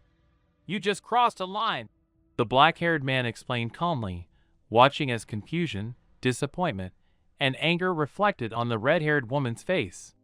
"XXX? This is your fault, you idiot. You're such a bastard. You deliberately pushed me into this. You like to play dirty, huh?" She literally flared up. "Well, here it begins," Chikamaru said lazily, covering his eyes with his hand. "Ow!" the girl howled, rubbing the back of her head. "Bruised by Sensei, my head, Dadabi. I told you this duel is a sacred tradition." He couldn't stand it. Arika approached the calmly standing Uchiha, holding Uzumaki by the scruff of the neck, which he literally dragged along with him. "And now the symbol of harmony," the teacher ordered, letting her go. Coming closer to each other, Naruto and Sasuke had already extended their hands to create a symbol, when they suddenly grabbed each other by the chest. "Do you want a real fight, loser?" the boy practically growled, looking into her blue eyes. "I'm going to hit you now, you idiot," the girl said in the same tone as Uchiha. "Stop it," The teacher hastened to separate the two. "Hey, idiot! Apologize to Sasuke-kun!" the pink-haired girl yelled. They chuckled in unison and finally dispersed silently. Classes ended. The children said goodbye to each other and scattered to their homes. But some children were in no hurry to leave the academy, huddling in small groups, discussing the events of the day. A red-haired girl sat on a swing, rocking gently. Next to her, a dark-haired boy leaned his back against a tree. "So you still need help?" "Huh? What are you talking about?" The girl looked at her friend with confusion. "I wonder what it's like when you don't even know what the sky looks like. How do you manage to navigate the terrain, and at the same time act like..." He hesitated. "An ordinary, normal person," she continued, to which the boy frowned. "Yes, I don't see everything around me, neither nature nor its colors. I don't even have a clue what I'm like. Maybe that's why everyone avoids me and calls me names, because I look like my nickname. But it doesn't bother me as much as it used to." "I see," the listener said with some sadness. "It's not as bad as it seems." She looked at him. "Even now, I can feel the upset look on your face. Just don't you dare feel sorry for me. I actually see it, just not the way you do. I see those three guys," the red-haired girl said, pointing towards the academy where the children were still standing. "Over there. I think Sakura and Ino are," she said, continuing to move her fingers. "But how?" he asked in surprise. "I don't see people's bodies themselves, but rather the entire chakra circulation system. At first glance, it's the same for everyone, but that's not entirely true. It also gives me a certain advantage. But there are also many nuances, like today's. When Ninja-san trained me, he tried to identify the positives in my abilities and coach me on the negatives. That's why I sometimes still need help." "So that's it," the boy said, thinking about what had been said. "Hey, Shikamaru." The girl stopped swaying. "Yes, Naruto?" "What is the sky like? What does it look like?" she asked with a certain melancholy. The boy looked at his friend, then up at the sky. The silence lasted for several minutes. The dark-haired man was in no hurry to answer, because how could he explain something to someone who had nothing comparable to it? And it's simply impossible to compare the sky to anything. Unless... "It looks like your eyes," Nara said out loud, unexpectedly to himself. Realizing what had just happened, he carefully looked at Naruto, who was deeply blushing, and at that very moment a small pebble flew at his forehead. "Oh!" He rubbed the bruised spot. "Baka!" Her gaze was so serious and stern that Shikamaru fidgeted, but after a few seconds, she suddenly laughed, swinging on the swing. The boy sighed with relief and smiled. A black head appeared at the exit of the academy, and the girls chatting nearby squealed and ran towards its owner. "Sasuke-kun, maybe we should go somewhere, since classes are over?" the pink-haired girl squeaked. "He's not going anywhere with you, big head." The blonde girl slapped her on the head. "Sasuke-kun, maybe we should go to a cafe? I know the best one." "Now shut up, Inosfanina," she yelled, pushing her rival away. The black-haired man ignored them and continued on his way. But the sound of clear, ringing laughter made him pause. His curiosity was so intense that he turned to search for its source. The sight of the red-haired woman swinging on an old, abandoned swing, laughing loudly, accompanied by her lazy friend, made him shrug involuntarily. He chuckled softly and continued walking. "Sasuke-kun is mine." "No, it's mine." The girls continued to argue, but the following made them shut up. "You're annoying," was the last thing Uchiha said as he left the academy. Commentary on Part 7. My apologies. There are a lot of errors and a problem with commas.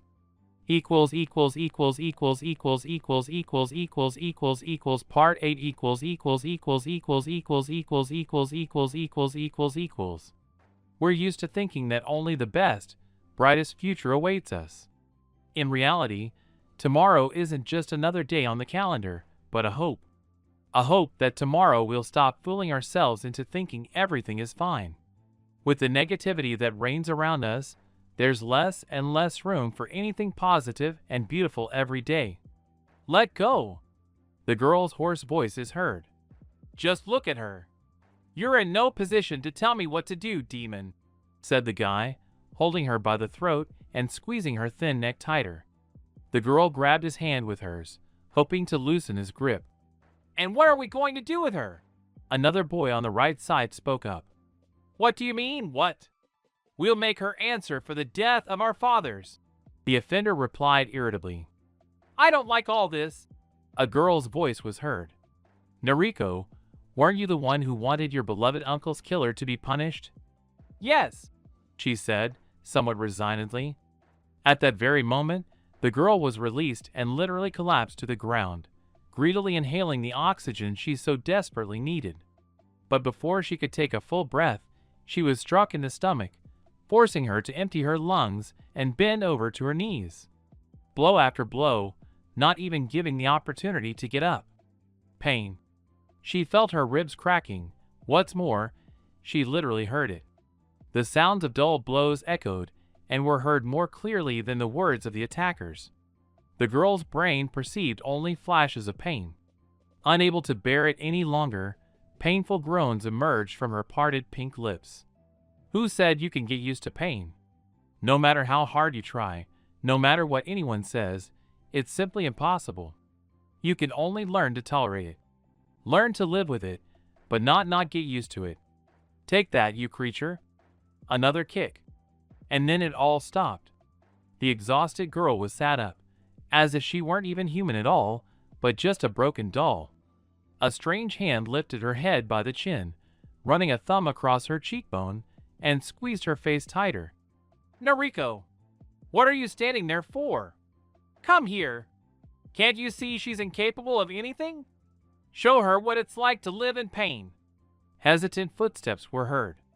A faint breeze blew, drowning out all other noise. Strands of scarlet hair fluttered, then fell across the girl's tanned face.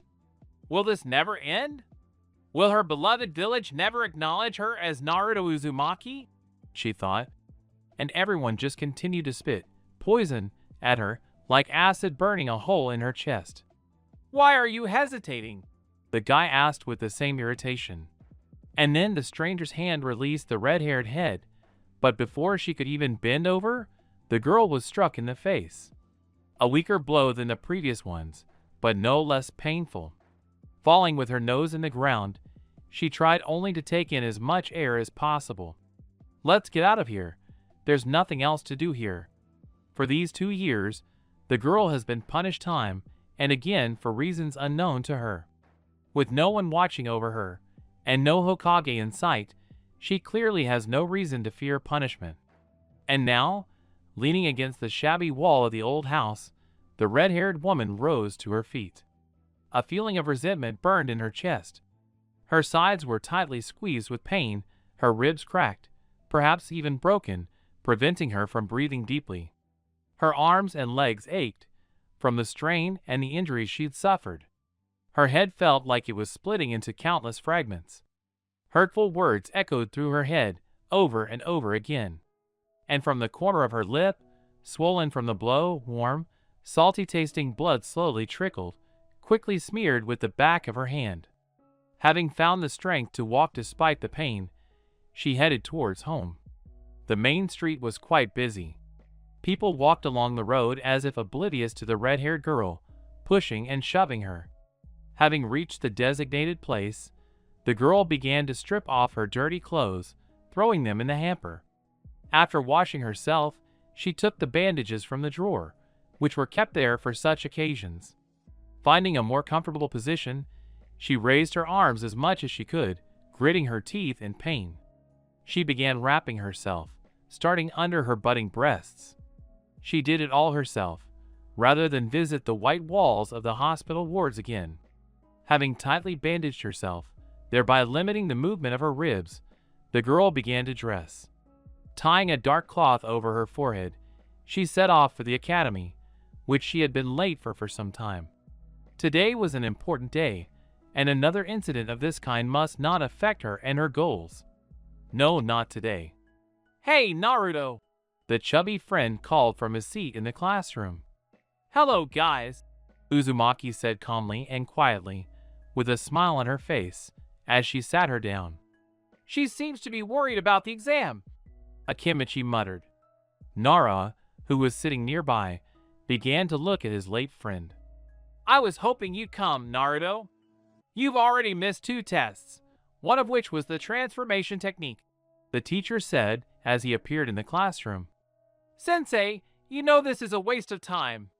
I won't be able to perform this technique, the Jinchuriki replied quietly.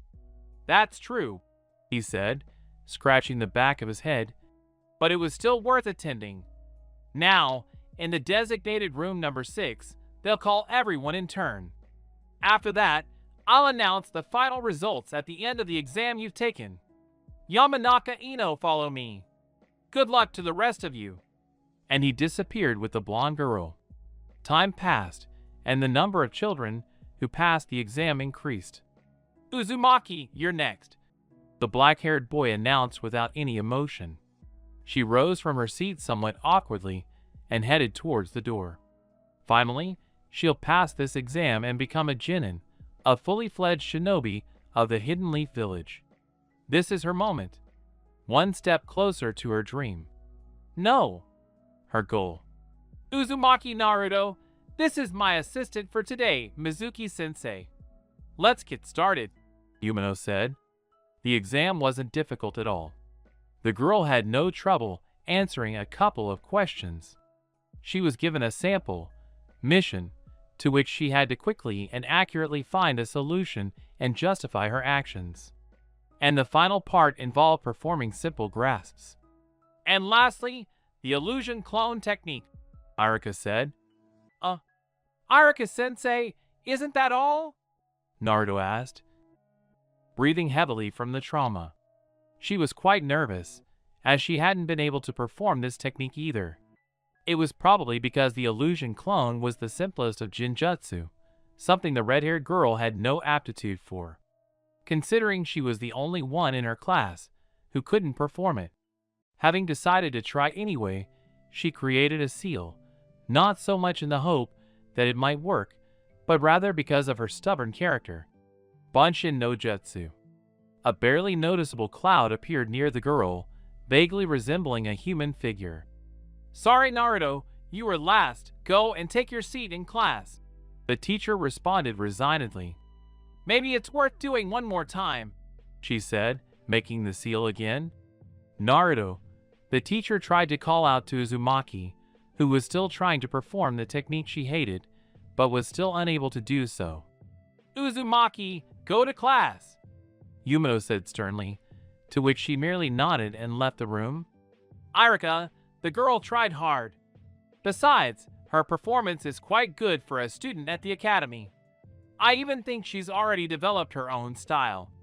Although it's not exactly polished, I'd say she's quite capable, said the man sitting next to him, watching his partner write something down on a piece of paper. He merely nodded silently. A couple of minutes later, everyone in the class began to be seated in their seats to announce the results. You've all done well, and each of you deserves a reward for your efforts, Arika then began reading out the names of those who passed the exam. So tomorrow at the same time, all of you listed above, please come here to receive the protector signifying that you are now full-fledged Genin of the Hidden Leaf. Sensei, what about me? Could it be XO? The blue-eyed girl said in disbelief, unable to believe her failure. Look, the future assistant to the Hokage failed the simplest Genin exam.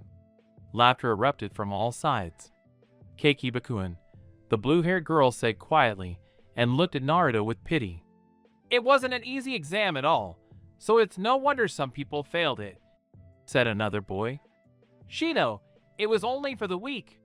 But for me, it was as easy as pie, the boy with a small dog on his head persisted. Naruto, ignoring her classmates' shouts, stood up and headed for the exit. Stopping just outside the door, the girl turned to face her friends. Shikamaru, Choji, congratulations, the Jinchuriki said with a smile. Naruto, Nara wanted to say something, but was interrupted. "See you later." The girl waved and disappeared behind the door. The teacher watched the red-haired girl leave with regret. Maybe he was being a bit strict with her, but the rules apply to everyone. Given her uniqueness, Naruto was quite accommodating in many ways, something that had never happened before in the Shinobi Academy's history. And considering she was the bearer of immense, unbridled power, the demon fox. For that, one should bow to the current third Hokage, who personally allowed her to train in the ninja arts, or else criticize her for her rather reckless actions. Leaving the academy, the red-haired girl was heading towards home when she felt a familiar chakra following her. "Hey, what are you doing here?" "They haven't finished yet," she asked, surprised. "I don't have to answer your questions," the black-haired boy said coldly. "It really doesn't matter." Uzumaki snorted in response and demonstratively turned away. Kicking a pebble under her foot and stuffing her hands in her pants pockets, the girl hurried away. Sasuke stood in his previous spot, apparently pondering something. When the red-haired girl left the academy, he seemed to finally make up his mind and followed her. "Hey, why the hell are you following me?" the girl asked the boy following her, stopping in her tracks. He merely chuckled softly but didn't stop. "I'm talking to you, Uchiha." Silence in response. "Don't you dare ignore me, you idiot." The black-haired man remained silent, pretending not to notice her at all. "Well, fine. Chase me as much as you like. I don't care. You hear me? I don't care." The young Jinchuriki persisted. So why did he decide to follow her? Unsure of the answer, he studied her closely. Still short and slight of build. Fiery red hair, played within a gentle breeze. Its color seemed to foreshadow its owner's unbridled, fiery nature. Its length reached just above her waist. Slightly hooded blue eyes, brimming with anger and obvious interest. A rather odd combination. And those unusual stripes on her cheeks, as well as her eyes. Her face, once clearly and evenly tanned, was now painfully pale. The same black, indistinct bandage on her forehead. A yellow zipped sweater 2 sizes too big for her. Long knee-length black pants. And, of course, the typical black shinobi boots. Uzumaki Naruto. Same as everyone else, but unlike anyone else. Standing already at Uzumaki's house, she finally said, "Uchiha, don't even think about it. I won't let you in the house." The boy looked at her in confusion, then glanced around. It was as if he had just woken up from a dream and didn't understand everything that was happening to him. "What's wrong with you, really? Are you sick by any chance?" She reached her hand to Sasuke's head to check his temperature. But he deftly dodged it and walked back, only snorting one last time. The girl shrugged and headed inside her apartment. She had a lot to think about today. After all, tomorrow the Hokage would learn of her failure and would be unpleasantly disappointed because he had believed in her until the very end. But I promised. Early morning. A brightening sky, silhouettes of trees, loomed against the backdrop. A cool breeze gently blew away the fog. The glimmering sun began to illuminate the mighty mountains and tall trees. "All I have to do is climb to the top of the cliff and pour out this liquid." The girl's rather cheerful voice sounded, pushing her to action.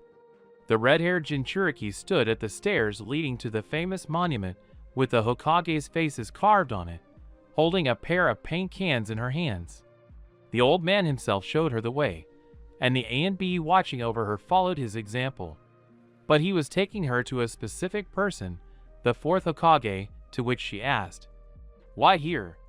The young shinobi laughed that he liked him more than the others and immediately added, "But that doesn't mean I don't appreciate the achievements of the other village leaders. On the contrary, I respect and even admire their strength and wisdom." To tell the truth, even the blue-eyed one liked the 4th one. In fact, she admired him just as much. After all, not everyone would sacrifice themselves for others, complete strangers. The position and title of Hokage itself mean nothing here. Only his name does. Minato Namikaze, a truly great man who saved the village from the nine-tailed demon fox. The price he paid was his own life. Having reached her designated spot, the girl began counting each step, counting where and which face was carved. Unsurprisingly, she navigated solely by memory and counting. Her brain was quite quick to memorize this kind of information. Stopping, the blue-eyed girl said, "Let the fun begin, Databeo." Meanwhile, in the Hokage's residence, an elderly man sat at a wide table, smoking a pipe and sorting through stacks of papers, when suddenly there was a knock on his door and a shinobi entered. The old man rose silently, listening intently.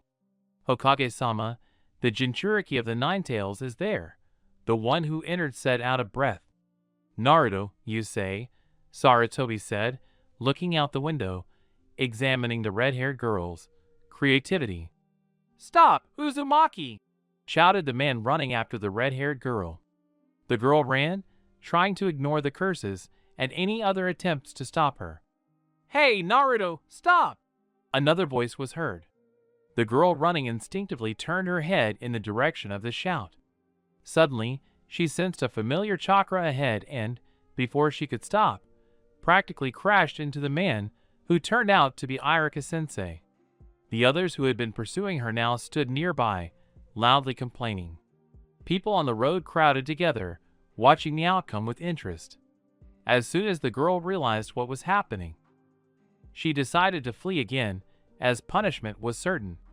But she was quickly caught by the collar of her clothes. "Why did you do this, Naruto?" the teacher asked sternly. "Now let go. Get your useless little hands off me. I don't have to report to you," she screamed. "How dare you talk to me like that?" Yumino growled, giving him a hard slap. Ouch. Uzumaki began to rub the bruised area. The people crowding around began to get indignant and condemn the girl, saying that she should be severely punished for vandalism. "You don't understand anything," the captured girl cried out. "None of you could have done such a thing. But I did it. I'm simply inimitable," she said with a brazen grin. People looked at the girl with disdain. And the shinobi literally dragged the young mischief maker to the Hokage. "Naruto, why did you do this?" the gray-haired old man asked in surprise. Uzumaki, unafraid of the dirty floor, sat cross-legged, turning away. After a couple of minutes of silence, she exhaled and began to speak. "One of them, the fourth. You know, I'll surpass all the Hokage, including you, and finally make everyone appreciate my strength. I'll earn their respect and, no matter what, I'll protect you and my friends, just like the fourth one did." Arika stared at the girl. Still a child, he thought. This outburst was merely a protest, a refusal to accept reality. Perhaps she would become a powerful shinobi, but later, not now. "Arika, don't you have to go to the academy?" Hiruzen asked. "Huh?" "Yes, of course." "The rest of you can go free too. And Naruto, you know, I have no doubt that you will become a strong shinobi. But you shouldn't make others suffer along the way, even if it's unbearably hard for you. Your pain should remain yours alone," the Hokage said, looking away from her. Selfish, the older man thought to himself. Yes.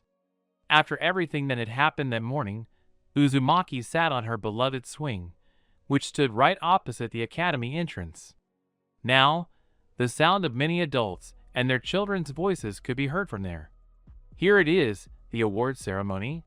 From now on, they are genin and will be required to carry out various tasks for the Hokage. "Do we miss you?" A voice was heard right next to the red-haired girl's ear, causing her to flinch. She didn't notice who appeared next to her. "Mizuki-sensei?" "Hello, Naruto. I heard what you did today, and I don't blame you in any way. It was actually quite funny." "HM. But that's not why I came here. I just wanted to tell you not to be angry at Irika-sensei for his rudeness. He's worried about you." "How would you know?" she snorted. "We've been friends for a long time, and I can tell you a lot of interesting things about him," the shinobi said, after which there was a moment of silence. "Oh, I'm not mad. It's okay. I'll pass this damn exam next time, Databeo. The Jinchuriki replied cheerfully, but there was still a hint of frustration and annoyance in her voice. You know, I can help you, the ash-haired man said with a clear smirk on his face, to which Naruto glanced at him suspiciously. Seriously? This isn't a joke? And how? How will you help?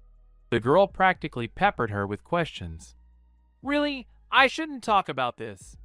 If anyone finds out, then, said the sensei.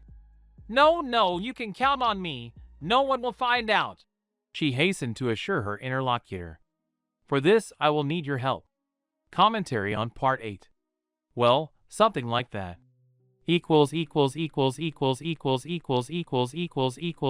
Part 9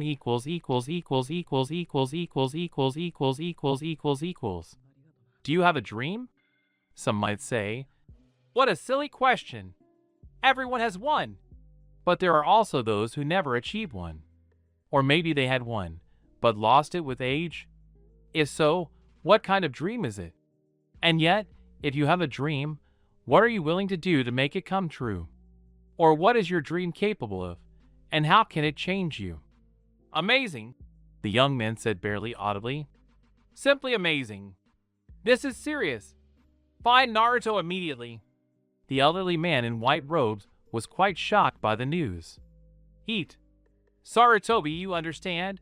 I can't turn a blind eye to this, said the one whose mouth formed a predatory grin. Danzo, I'm sure the situation will resolve itself much better than you think. On the outskirts of the village stood an old temple that had been empty for a long time. A young ninja decided to stop when he noticed a girl. Naruto? He wanted to shout at her, but he was stopped by the appearance of two familiar shinobi, and he decided to remain unnoticed. Naruto! Your pranks are over! The shinobi barked angrily. A breathless girl stood before him, a large scroll slung over her back. Oh, Iruka-sensei! You found me! And there, Nin! The red-haired girl said, looking off into the gloomy grove. At that very moment, kunai flew from behind them, a quiet whistle, at the two standing there.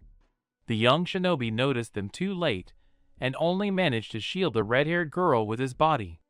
The teacher's muffled groan seemed to echo in Naruto's head.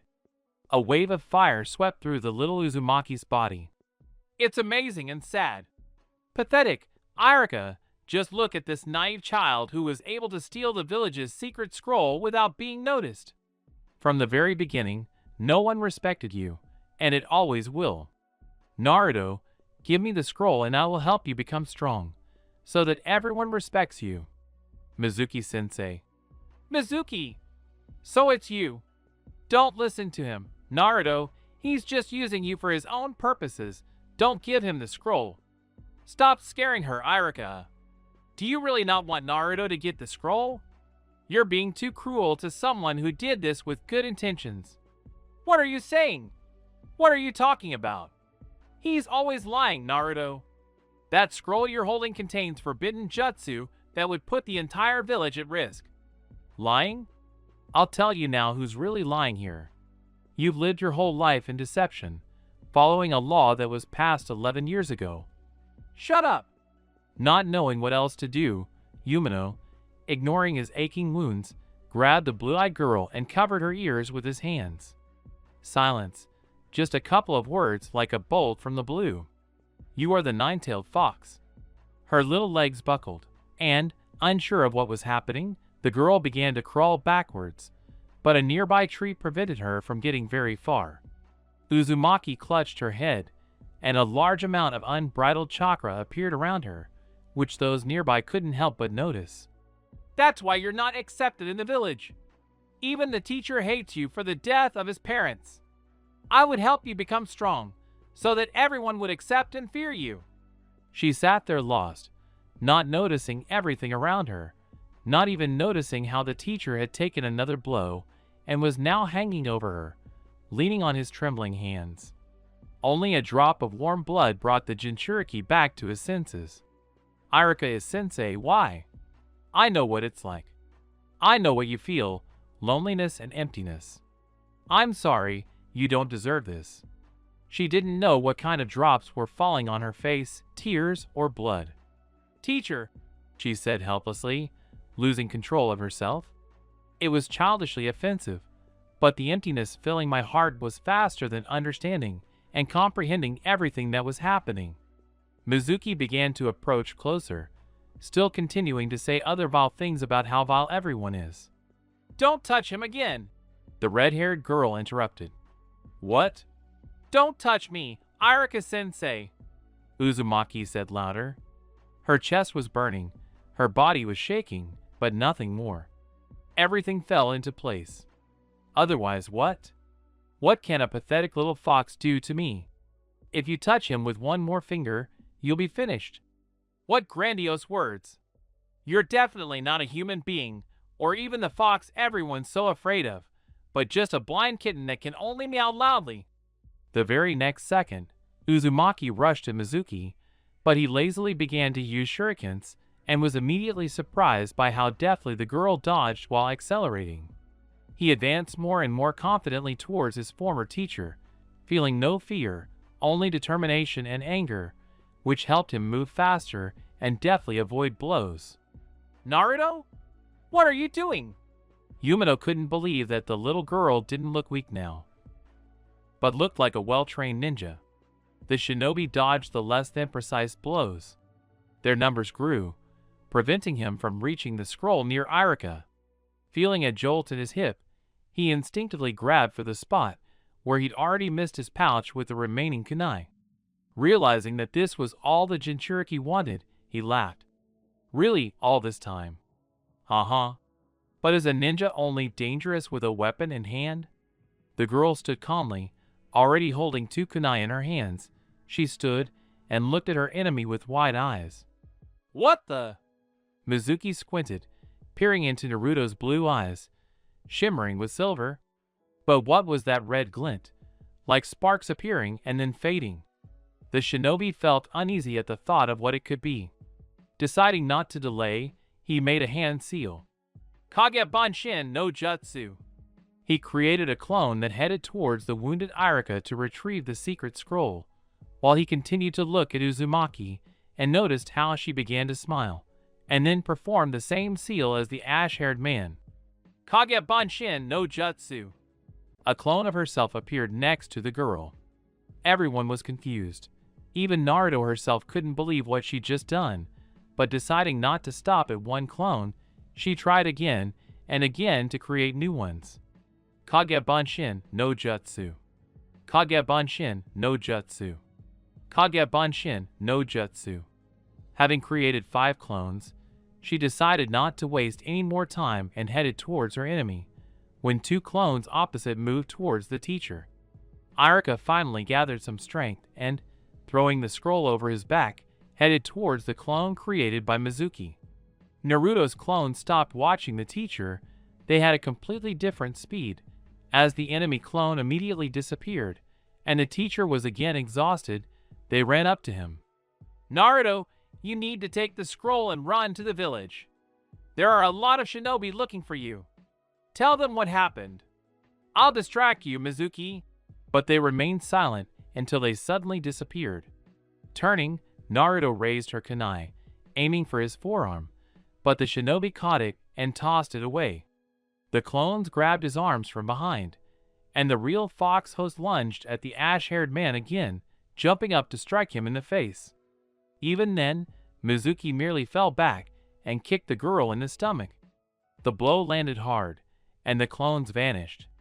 It's annoying, the red-haired girl growled, standing up, but still clutching the bruised area. She felt a familiar chakra approaching them, and deciding to try again, she straightened up, forming a seal, the red glint in her eyes growing. Kage Banshin, but Jutsu. What? How so? Mizuki was confused. Is that really possible? Having learned the technique just a couple of minutes ago, and now you can master it perfectly. Yumino couldn't believe what he saw. A couple dozen Naruto clones stood before him.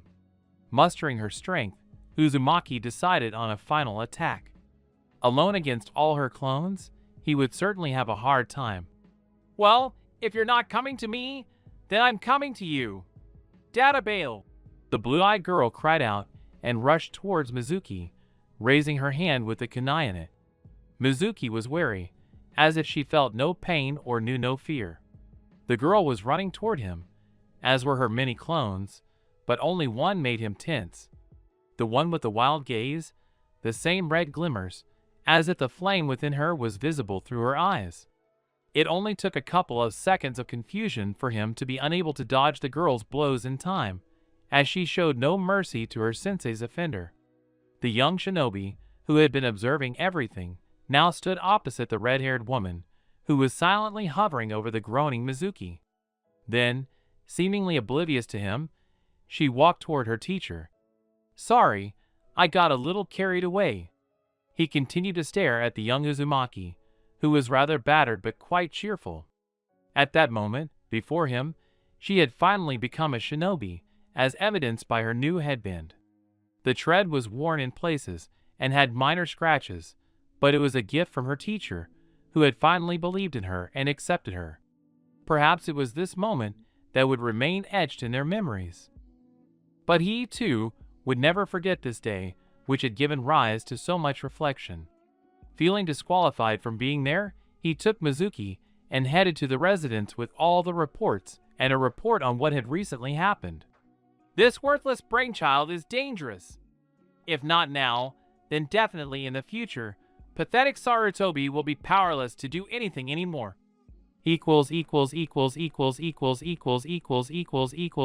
Part 10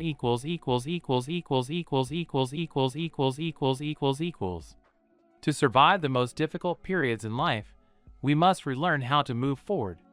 Not standing still is our choice. Life is constantly moving forward, and we have the power to follow our chosen path without abandoning ourselves." A small girl and an elderly man sat in a small room. He was shuffling through papers that filled his entire desk. "Old man, this photo. Now other shinobi can find out about me just by looking at it." "Not everything. It's something like a dossier on any shinobi, confirming your identity. You'll also need it when your internship begins. But not everyone has access to everything," he replied, without any interest. "What about the shinobi from other villages?" the red-haired girl persisted. The man exhaled. There was a lot of work that he couldn't concentrate on anyway. Silence filled the room, and only occasionally could one hear the creaking of the wooden chair on which the girl fidgeted, waiting for the Hokage to speak. Suddenly, a rustling sound was heard outside the door. Uzumaki noticed that behind it stood a small figure of a child, possessing a tiny chakra core. There. Naruto wanted to alert the Hokage that there was someone behind the door, when it suddenly swung open and a boy rushed in, running towards the village head. "Old man, I challenge you to a fight. Now I will beat you and become the 5th Hokage." The little boy ran toward the elderly man, shuriken in hand. He was clearly serious, but the others in the room didn't even move.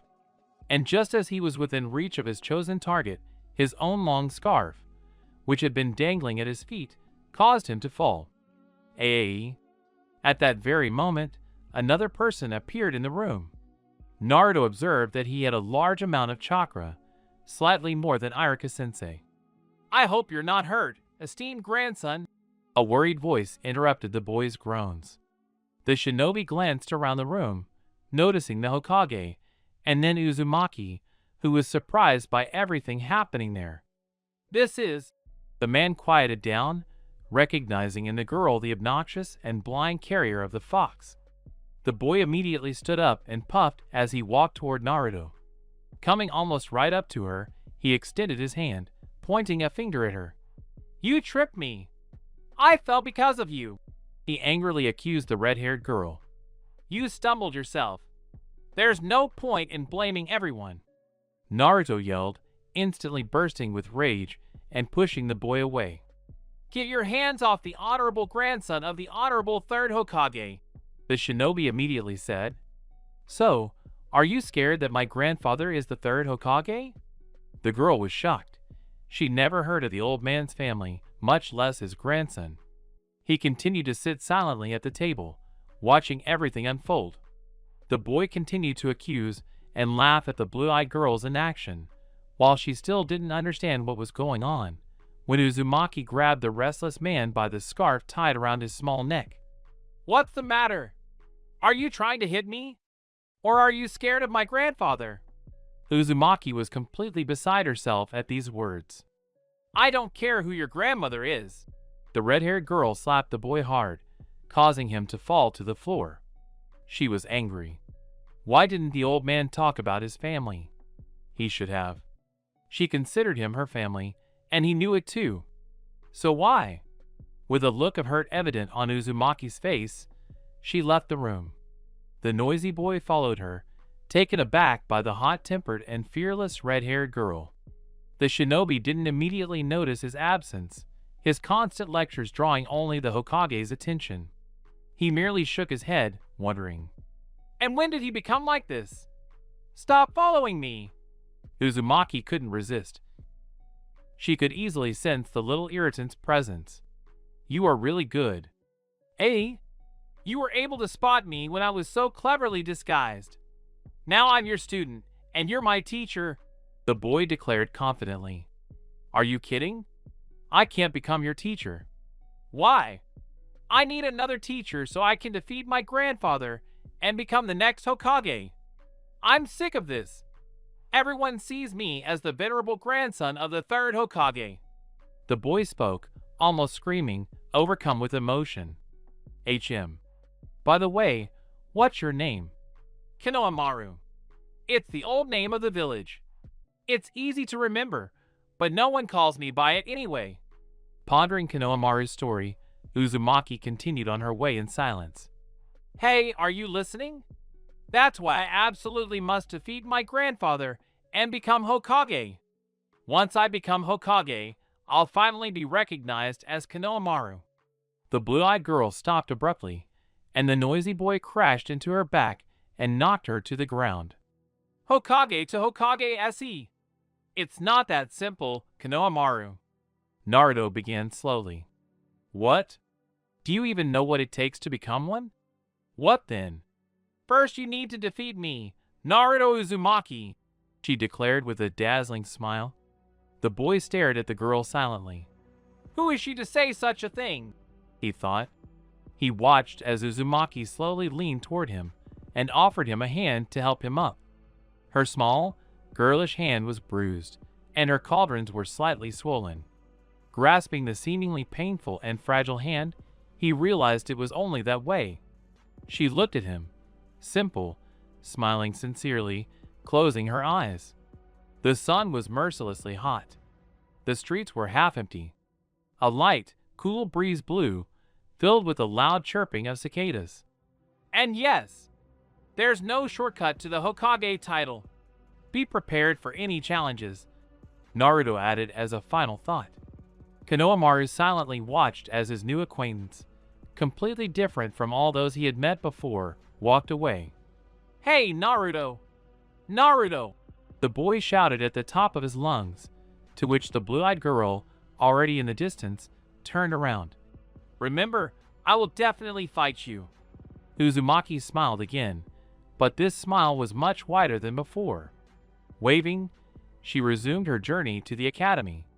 It was still very early, but today, everyone who had passed the exam would be gathered together and assigned. And tomorrow, the internship would begin, with interesting assignments, encounters with strong opponents, and exciting battles. What? Why is Naruto on the same team as Sasuke? Yes. Why this loser with my Sasuke-kun? It has to be me. No, me.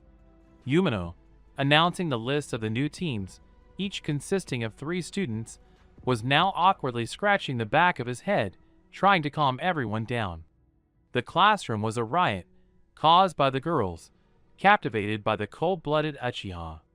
They all complained angrily, standing near Naruto's desk, but they were even more irritated by the fact that Sasuke himself was sitting calmly, his expression impassive, next to the red-haired girl, which now angered the Uzumaki herself. "What's gotten into him? He can do whatever he wants. the blue-eyed girl thought. The shouts escalated into rough pushes and insults, and the children completely forgot about the presence of their sensei. Enough! Naruto yelled, jumping up abruptly. Everything went silent, but not for long. A quiet, angry hiss drew the red-haired girl's attention to the girl standing next to her, who suddenly gave her a sharp push. Unexpected and unable to resist, Uzumaki began to fall onto the Uchiha sitting next to her. Squeezing her eyes shut and cowering, expecting the impact of the fall, she suddenly stopped in midair. Silence reigned in the office. The young Jinchuriki didn't understand what had happened. Feeling warm breath on her cheek, she slowly opened her eyes, and immediately her body began to rise, and then someone grabbed her hand, pulling her toward him. "How are you? Shikamaru? Is this a Nara clan technique?" "Yes, the technique of shadow imitation." "Nar, you two!" Sakura spoke ominously, but was stopped. "Everyone, get to your places quickly!" Iruka was furious. "I repeat, Team 7, Uchiha Sasuke, Uzumaki Naruto, and for the first time in several generations, a member of the renowned Nara clan, Shikamaru Nara." Uchiha sat there as if in a daze. What just happened? Why were his hands shaking, and his body so tense? What is this? Lack of restraint? Anger? Just now, her face was so close to his own. He glanced at his noisy neighbors, and now his team members. "Shikamaru, you're so cool! Catch me in midair. It's great that we're on the same team," Uzumaki rattled off, sitting closer to the Uchiha, making room for her friend. "Oh, keep quiet. But as always, you attract all sorts of trouble. It's for the best. You need someone to keep an eye on you." As he spoke, Shikamaru turned his attention to Sasuke, who was also looking at him. The trio sat there, waiting for their mentor. Uzumaki fidgeted and shoved, causing discomfort to those on either side of her. With the last team gone, Shikamaru sat a little further back, while Uchiha silently moved to a seat closer to the